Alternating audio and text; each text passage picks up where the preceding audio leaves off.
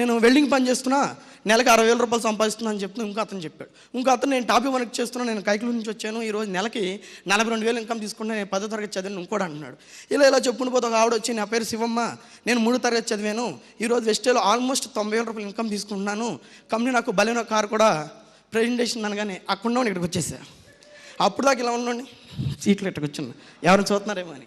ఇలా కూర్చున్న తర్వాత ఈలోపు ఒక ఆయన వస్తున్నారు, సార్ వస్తున్నారు అనేసరికి విజయరాజు గారు వచ్చారు.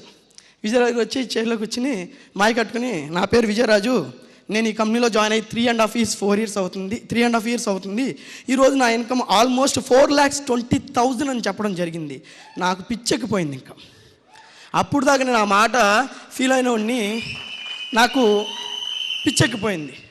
ఏంటి ఈయనేమో 10th, ఈయనేమో 4 సంవత్సరాలు అంటున్నాడు, చూస్తుంటేనేమో ఇలా ఉన్నారు, ఈయన 4,20,000 అంటున్నారు, ఈయన సంవత్సరం ఆదాయం చెప్తున్నారు, నెల ఆదాయం చెప్తున్నారని పక్కన అడిగి, సార్ ఏంటి సార్ అంటే, నెల ఆదాయం ఏంటి సార్, 4,20,000 సార్ అన్నారు.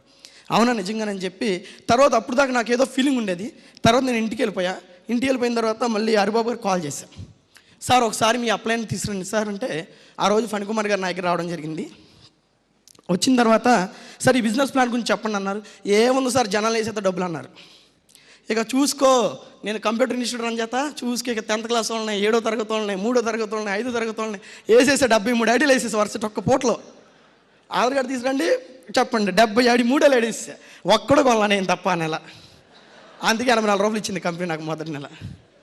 84 రూపాయలు ఆ నెల కంపెనీ నాకు ఇచ్చింది. సరే అని చెప్పి ఇంకా వదిలేసి నేను ఇక ఆ నెల మొత్తం ఇంక తెలుసు కదా, ఇక అప్లైన్ ఫోన్ ఇంట్లో దాక్కోవడం, అప్లైన్ ఫోన్ బిజీ అని పెట్టడం, అప్లైన్ ఫోన్ రావడం, ఇంకా అక్కడికి చూడండి వెస్టేజ్ నన్ను ఎలా తరిమిందంటే, అక్కడికి నేను వదిలేసా. ఒక 4 రోజుల పాటు వదిలేసా. అయినా సరే నా ఆఫీసు నా అప్లైన్ తెలియడం వల్ల పొద్దున్న వచ్చి కూర్చునేవాడు నా దగ్గర. పొద్దున్నే రావడం, ఆయన మొహం చూడడం. ఏంటి సార్ అంటే, సార్ మీకు తెలుసు సార్ దీని గురించి చాలా ఉందన్నారు.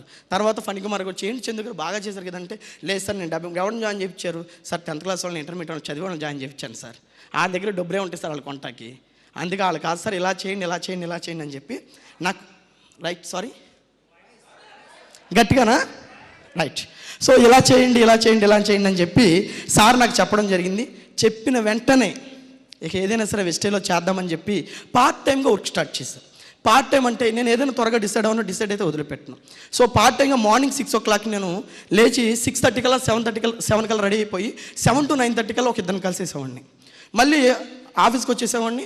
నాకు 2 hours లంచ్ బ్రేక్ ఉండేది.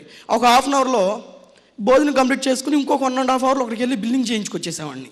ఆ తర్వాత ఈవినింగ్ 7కి నా ఆఫీస్ అయిపోయేది. 7 to 9, 10 వరకు బిజినెస్ చేసేవాడిని. అలా చేస్తూ ఎగ్జాక్ట్లీ 5 months తిరిగేసరికి నా ఇన్కమ్ 9,200 రూపాయలు యాజ్ అ డైరెక్టర్గా నాకు రావడం అనేది జరిగింది సార్. ఈలో